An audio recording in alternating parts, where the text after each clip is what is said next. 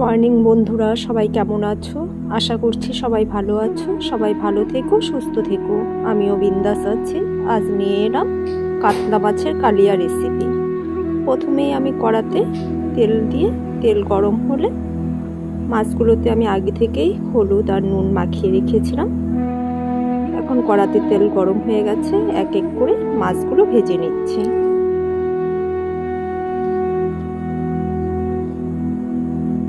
সবাইকে জানাই শুভ সকালের অনেক অনেক শুভেচ্ছা। সবাই পুরো রেসিপিটা দেখো, কেউ স্কিপ করো না। আশা করি রেসিপিটা তোমাদের ভালো লাগবে।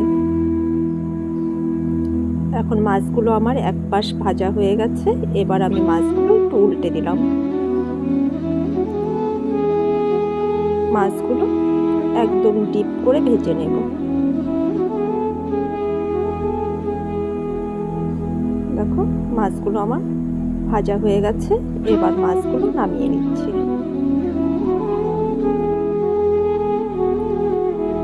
এবার আরো কয়েক পিস মাছ আছে, সেগুলিও ভেজে নিচ্ছি।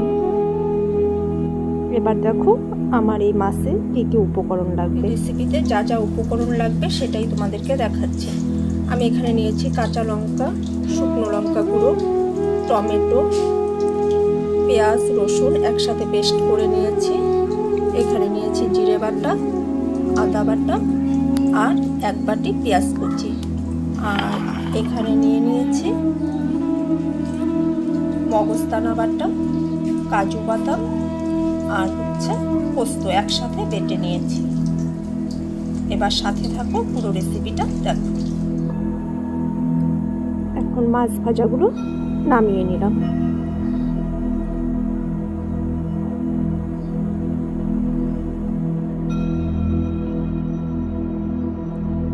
এবার যেহেতু আমার মাছ ভাজির তেল অনেকটাই রয়ে গেছে, এবার আর নতুন করে আর তেল দিচ্ছি না। সেই মাছ ভাজির তেলেই গোটা 4টে শুকনো লঙ্কা দিয়ে দিলাম ফোড়নে। এবার দিয়ে দিলাম গোটা তেজপাতা 2টো। এবার দিয়ে দেব গোটা জিরে।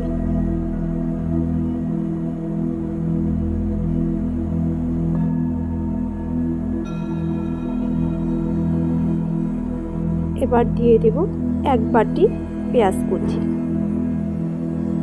পেঁয়াজটা তোমরা তোমাদের পরিমাণ মতো দেবে।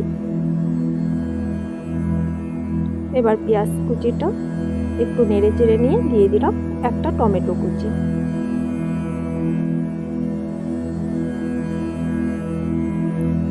এবার টমেটো আর পেঁয়াজ একসাথে খুব ভালো করে ভেজে নেব।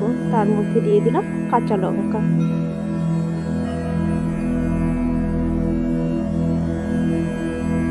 কাঁচা লঙ্কা দেওয়ার পর এবার নুন দিয়ে দিলাম।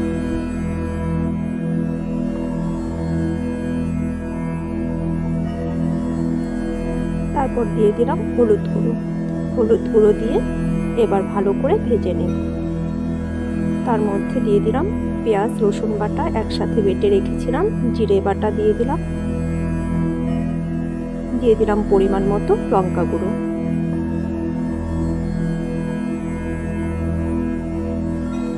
এবার সব মশলা খুব ভালো করে কষিয়ে নেব।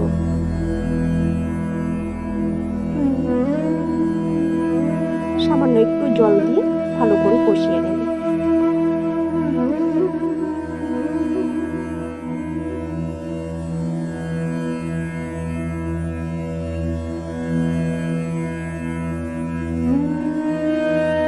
ভালো করে সব মশলা মিশিয়ে নিলাম।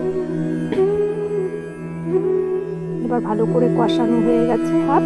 এবার দিয়ে দেব আদা বাটা।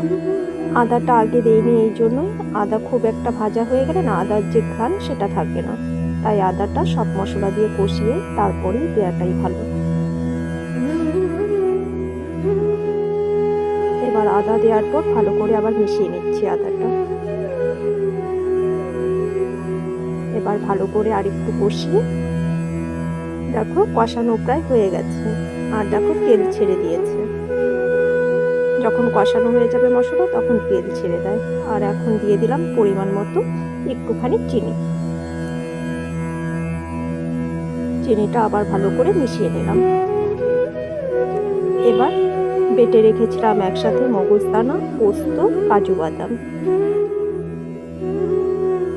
বেটে রাখা মশলাটা দিয়ে দিলাম। এখন এটাও খুব ভালো করে মিশিয়ে কিছুক্ষণ কষিয়ে নেব।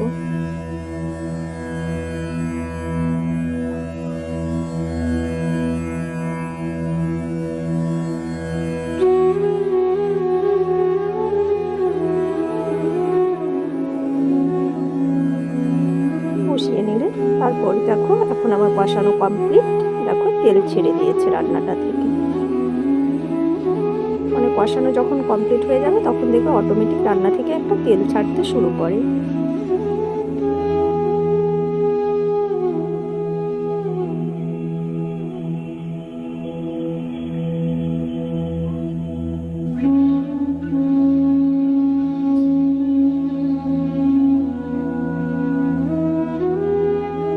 কালারটাও কিন্তু দারুণ এসছে।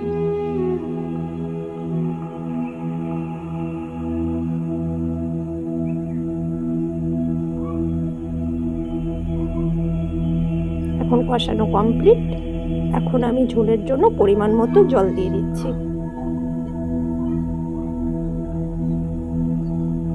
এখন ভালো করে মিশিয়ে তারপর কিছুক্ষণ জাল করে নেব।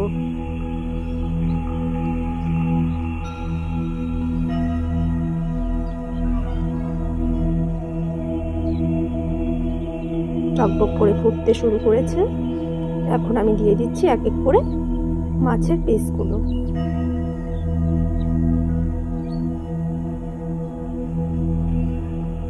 এক এক করে আমার সব মাছের পিসগুলো দেওয়া কমপ্লিট।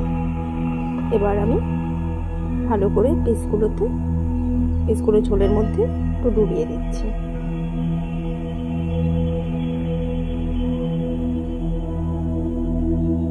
এভাবে 5 মিনিটের মতো জাল করে নিয়ে তারপর আমি দিয়ে দিলাম গরম মশলা গুঁড়ো।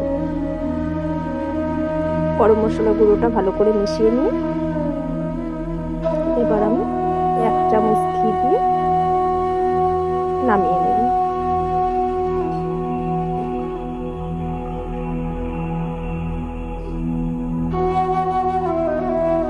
শীতকাল না, ঘিটা পুরো জমে আছে। এখন ঘিটা ভালো করে মিশিয়ে তারপর আমি নামিয়ে নিলাম।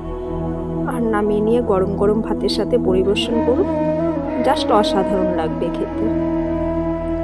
আর এই আজকের রেসিপিটা আমি করিনি, এই রান্নাটা আজকে করেছে আমার বরমশাই। রেসিপিটা তোমাদের কেমন লাগলো অবশ্যই তোমরা লাইক কমেন্ট করে জানাবে। রেডি আমার কাতলা কালিয়া। সবাই ভালো থেকো, সুস্থ থেকো, টাটা বাই। আবার দেখা হবে নতুন কোনো ব্লগে।